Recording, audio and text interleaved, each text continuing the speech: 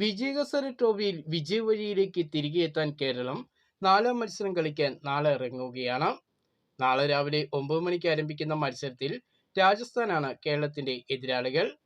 കഴിഞ്ഞ 2 മത്സരങ്ങളിൽ തുടർ തോൽവികൾ ഏൽക്കേണ്ടി വന്ന കേരളത്തിന് പോയിന്റ് ടേബിളിൽ നഷ്ടവും സംഭവിച്ചു.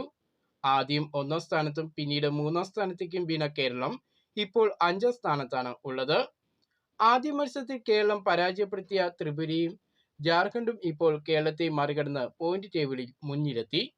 നാളത്തെ മത്സരത്തിൽ കേരളത്തിന്റെ എതിരാളികളായ രാജസ്ഥാനെതിരെ വിജയം നേടി പോയിന്റ് ടേബിളിൽ കേരളത്തിന് നില മെച്ചപ്പെടുത്തേണ്ടതായിട്ടുണ്ട്.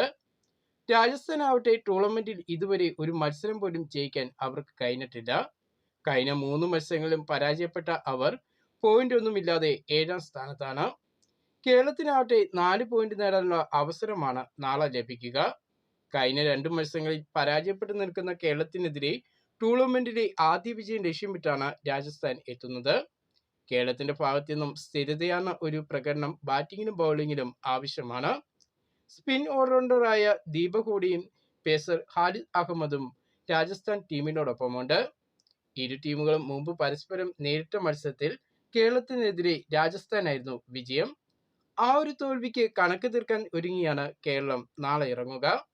ഇരു ടീമുകളുടെയും കഴിഞ്ഞ 5 മത്സരങ്ങൾ എടുത്തു നോക്കിയാൽ കേരളത്തിന് 3 ജയവും 2 തോൽവിയുമുള്ളപ്പോൾ രാജസ്ഥാന് 1 ജയവും 4 പരാജയവുമാണ് ഉള്ളത്.